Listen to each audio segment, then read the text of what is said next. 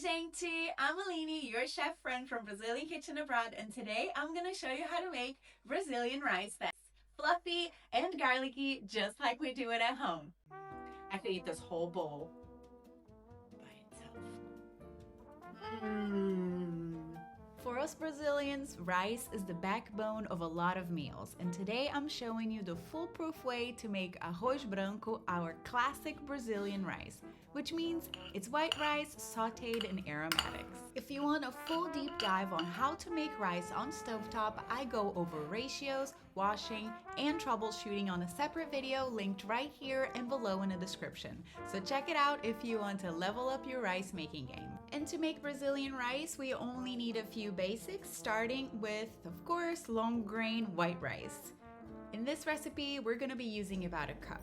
You'll also need salt, and usually for about a cup of rice, I go for a teaspoon of salt, but you can use as much or as little you like. We're also going to need water, and the big thing to consider here is that the water to rice ratio will change depending if you wash your rice or not. If you wash your rice, you'll need roughly 1¼ cups of water per each 1 cup of washed rice. If you don't wash your rice, you'll need a bit more water, 1½ cups of water per each cup of unwashed white rice. I explain why and answer more questions about water to rice ratio on my rice making video linked for you here. Now for the garlic, you'll need about 2 cloves of garlic minced, but in this video I'm using my pre-made garlic mince, and sometimes I also use my tempero caseiro, which is a garlic and onion blend. I'll link to both of those videos down below so you can save some time in the kitchen too. And finally, oil. My go-to is olive oil, but you can use a neutral oil too if that's what you like. Now we just want to heat up that oil over medium heat so we can saute that garlic until it's nice and fragrant. And that's what we call refogado in Portuguese. Add in the rice and the salt, stir to combine, and let it toast for about 2 minutes. This coats all the rice grains in oil and is one of the things that will help it stay nice and fluffy. Next, we add in our water, and it's important that the water isn't too cold, but it's also not necessary for it to be boiling hot either. We just want to make sure that we can bring the water to a boil quickly after we put it in.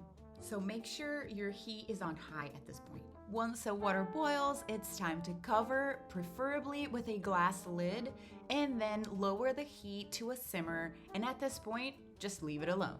And here's why I like to use a glass lid, because we can see when the water has evaporated when you see these little steam holes forming on the surface. At this point, I quickly open the lid so I can make a well in the middle of the rice with a fork to see if there's any liquid left. I give it a taste test for texture too, and if it's al dente and dry in the middle, we're good to turn off the heat, close the lid a few more minutes so that the steam can finish making the rice perfect with all that residual heat.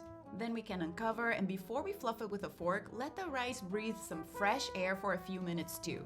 This helps the steam escape and helps prevent the rice from getting soggy. And that's it! Now you're ready to serve your perfectly fluffy Brazilian white rice. In Brazilian cuisine and life, this is such an important side dish. We serve it with everything from the classic black beans to stroganoffs or just a little fried egg on top. It's pure nostalgia and it smells just like my childhood. This is the real deal. This reminds me of home. I love it, and I'm sure you will too. I could eat this whole bowl